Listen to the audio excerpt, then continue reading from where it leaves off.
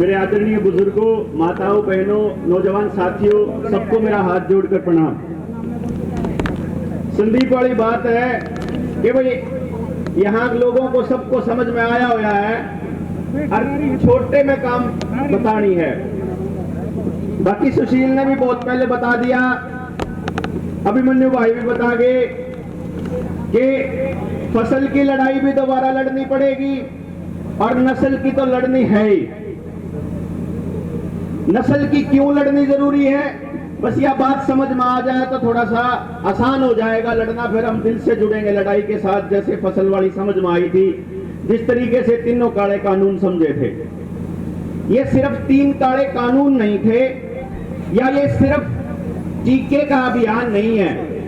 अगर किसी को ये लगता हो कि ये खाली टीकाकरण है और ये आपको किसी बीमारी से बचाने के लिए हो रहा है, तो फिर हम किसी बहुत बड़ी गलतफहमी में फंसे हुए हैं। क्योंकि ये बात कि एक दिन टीका आएगा और उसके साथ आपकी UHID बनेगी, यूनिक हेल्थ ID कार्ड, जैसे आधार कार्ड बनता है, और आधार कार्ड के बाद आपकी जिंदगी की हर चीज के साथ वो जोड़ा जाएगा। ये बात मई 2020 में बोली थी मैंने, जब मार्च के अंदर, मार्च 22 में जब पहला लॉकडाउन लगाया था। मई में समझ में आ गया था अखबारों की कटिंग देख के कि आने वाले टाइम में जो खेल चल रहा है। फिर दुनिया भर में जहां जहां जो कुछ हो रहा था, चाहे चाइना का सोशल क्रेडिट सिस्टम हो, चाहे ऑस्ट्रेलिया में प्राइवेट प्रॉपर्टी एक्ट हो, चाहे अमेरिका के अंदर किसानों का खात्मा हो, फिर ये बात समझ में आई कि इंडिया के अंदर बराबर में क्या हो रहा है। तो 2016 की नीति आयोग के अंदर प्रोग्रेसिव फार्मिंग की रिपोर्ट, मैं जानबूझ के ये बातें बोल रहा हूं आपको, ताकि आपके नौजवान बच्चे इन चीजों की तरफ गौर करें जो मैं बता रहा हूं, जिनकी तरफ मेरा इशारा है। बाकी चीजें आपको सब मालूम है, लेकिन ये नहीं मालूम कि जिस जॉन डीरे ट्रैक्टर को आप लोग खरीद करके उस कंपनी को बढ़ावा दे रहे हो, उसको अमीर बनाते जा रहे हो, ये वही जॉन डीरे ट्रैक्टर है जिसका मालिक वही बिल गेट्स है, जिसने खेती के 3.5 लाख बीज अपने नाम पेटेंट करा रखे हैं। 3.5 लाख बीज उसके नाम पे हैं। तो आने वाले टाइम में किसान के लिए बीज का कानून आने वाला है कि अगर किसान ये साबित नहीं कर पाया कि वो बीज कहां से लेकर के आया था, अगर वो ये बता नहीं पाया कि कहां से खरीदा था, तो 3 साल की कैद होने वाली है उसको। ये वक्त आएगा जब आपके गांव के जोड़ और तालाब जो बने हुए हैं, जो अपने आसपास के जितने भी वाटर बॉडीज हैं, उन सारियों को प्राइवेट कंपनियां आएंगी अब मेंटेनेंस करने के लिए। कुछ गांव में आ भी चुकी हैं और कुछ गांव में आने वाली है, और वो वैसे ही आपसे टैक्स वसूल किया करेंगी। जैसे रोड को प्राइवेट कंपनियों को दे दिया कि यहां से यहां तक का रोड इस कंपनी का, तो ये कंपनी इस पे टोल वसूलेगी, वैसे ही आपसे जोड़ के टैक्स वसूल किए जाएंगे कि 2 डांगरा वाले ने इतना देना पड़ेगा, 3 डांगरा ने इतना देना पड़ेगा।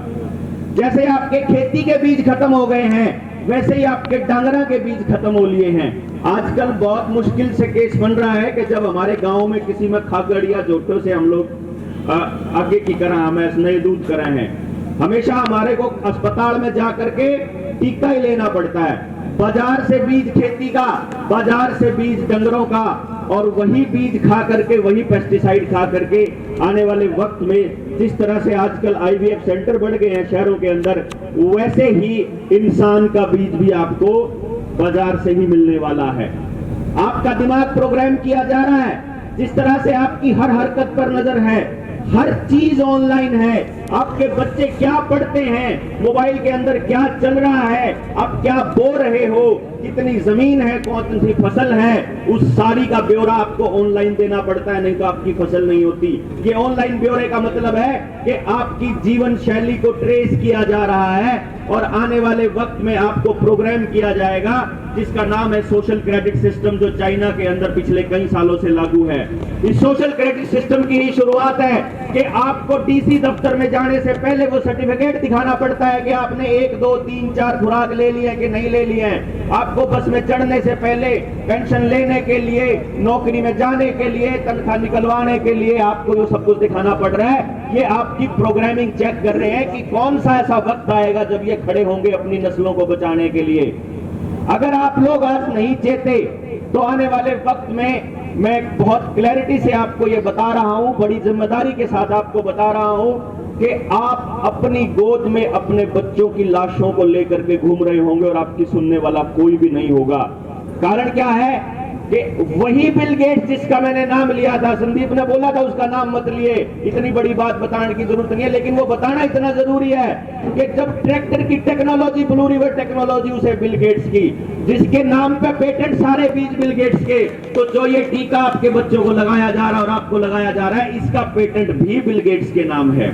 और अगर अंतरराष्ट्रीय कानूनों की बात माने तो जिसने वो टीका लगा लिया है, हो सकता है उसके शरीर पर उसका अधिकार ही ना रहे और वो उसका शरीर का मालिक अभी बिल गेट्स बन चुका हो, क्योंकि उसकी जीन थेरेपी आपके शरीर में एंटर कर चुकी है, क्योंकि वो सारा मटेरियल उसी के नाम पर पेटेंट है। तो अब आप ये मान के चलिएगा कि आपके बच्चों को जिस टाइम पे कोई अधिकारी आकर के कोई टीका लगा रहा है, क्या वो उसके साइड इफेक्ट बताता है? क्या वो उसका ब्रोशर आपको दिखाता है? क्या 18 साल से कम के बच्चे को लगाने से पहले उसके माँ बाप की लिखित अनुमति ली जाती है? क्या आप लोगों को लगाने से पहले उसके साइड इफेक्ट बताए जा रहे हैं? अगर इनका जवाब ना है तो ये समझ लीजिएगा कि आपके साथ बहुत बड़ा धोखा हो रहा है। देखना ये होगा कि हम इस धोखे से अपने आप को कैसे बचाते हैं, आने वाले टाइम में अपनी नस्लों को कैसे बचाते हैं और इसका विरोध कितने बड़े लेवल पर हम लोग करते हैं। बहुत जल्दी, बहुत ही जल्दी इस देश के अंदर वो क्रांति होने वाली है जहां सिर्फ ना केवल किसान के कर्जे की माफी की बात होगी, जहां ना केवल एमएसपी के गारंटी की बात होगी, ना केवल डब्ल्यूटीओ के सारे करार खत्म करने की बात होगी, बल्कि जो 2 साल से लॉकडाउन लगा करके हर दुकानदार को, छोटे कर्मचारी को, छोटे दुकानदारों को, रेडी पटरी वालों को जिनको बर्बाद किया जा रहा है, उन सब की भी बात होगी। इस सारी बात के बीच एक बात आपको मैं बता दूं जो सबसे ज्यादा जरूरी है। हमारे बीच में नरेश भाई बैठे हुए हैं, तीसरे नंबर पे बैठे हैं रवि ब्याना खेड़ा के साथ। इन्होंने अपना 24 साल का बेटा मोहित खोया है नरवाना के अंदर। 4 साल तक उसकी 4 दिन तक उसकी डेड बॉडी लेकर के अस्पताल के बाहर बैठा रहा नरेश भाई कि मैंने न्यू तो बता दो मेरा कसूर क्या था। अनिल विज ने वहां से फरमान जारी कर दिया कि मॉल में नहीं जाने देंगे।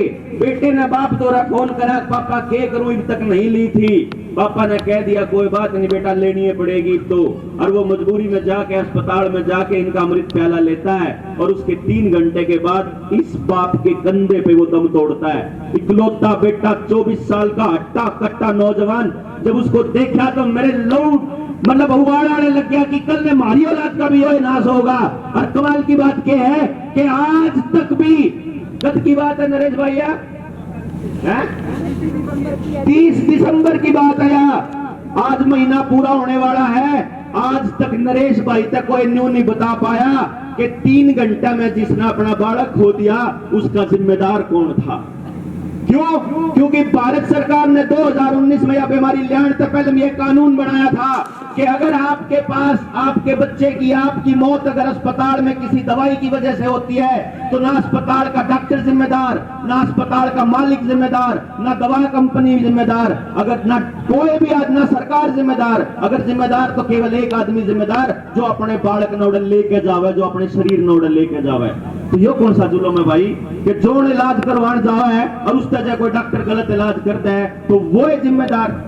आज भी न्याय के लिए दर दर की ठोकरें खा रहे हैं। बहुत जल्दी आने वाले वक्त में हम लोगों को उन सभी लोगों की आवाज भी खड़ी करनी होगी, आवाज उठानी होगी जिन लोगों ने अपने शरीरों में नुकसान कराया है इस अमृत प्याले से, जिन लोगों ने अपने बच्चे खोए हैं, जिन्होंने अपने माँ बाप खोए हैं। ऐसे बहुत सारे केस आपको मिल जाएंगे क्योंकि लगभग 40% लोगों को साइड इफेक्ट आने लग गए हैं और जिनसे नहीं आए हैं आने वाले वक्त में इंतजार कीजिए। बहुत जल्दी आपकी आंखों के सामने वो बातें होंगी जो मैं 2 साल पहले बताया करता था। आज फिर बता रहा हूं कि केवल इस सर्टिफिकेट से काम नहीं चलने वाला है, आपके शरीर में चिप लगने वाली है। पहले हाथ में आएगी और उसके बाद आपकी गुत्ती में लगेगी और आपको 5G के रेडिएशन से मारा जाएगा और आपको बताया जाएगा कि ये लोग तो नए वेरिएंट से मरे हैं। आएंगे साइड इफेक्ट, बताएंगे जाटे का कारण, आएंगे साइड इफेक्ट, बताएंगे नया वेरिएंट, आएंगे साइड इफेक्ट और बताएंगे हम जैसे लोगों को कसूरवार कि ये जो लोग हैं जिन्होंने नहीं लगवाया इनकी वजह से नए वेरिएंट बन रहे हैं। तो अपने नौजवानों को, अपने गांव के नौजवानों को मैं आह्वान कर रहा हूं कि भाई बाहर निकल करके एक तो घर घर जा करके उन बच्चों की, उन लोगों की, उन बुजुर्गों की लिस्ट बना लो जिनको साइड इफेक्ट हुए हैं, और दूसरा अपने गांव के अंदर इस षड्यंत्र को समझने के पूरा का पूरा ट्रेनिंग सेंटर का इंतजाम कर लो, क्योंकि ये षड्यंत्र इतना बड़ा है कि लगभग 5 घंटे चाहिए इसको समझने के लिए, 5-6 घंटे। तो अपने यहाँ जैसे चौपाल में ये जगह बनी हुई है, यहीं बैठ कर 24 घंटे चलते रहे कि आप लोगों को जब भी टाइम हो आते रहो और उसको समझते रहो। तारा का भी टाइम हो रहा है, घर का भी काम करना है, और भी मेरी माताओं ने करना है। अरियो बांगा बांगा मेरे कहने देखने लग रहा है। आप लोगों ने इतना सम्मान दिया, सिर पे ये पगड़ी रखी, इसके मान के लिए मैं इतना ही कहूंगा कि भाई सिर कट जाएगा लेकिन आपकी पगड़ी का मान सबसे पहला प्रथम दायित्व होगा। इन्हीं सब शब्दों के साथ जय हिंद, जय भारत, जय बड़ौदा, जय किसान, जय जवान, जय मजदूर, जय कर्मचारी, सबको मेरी राम राम, नमस्ते।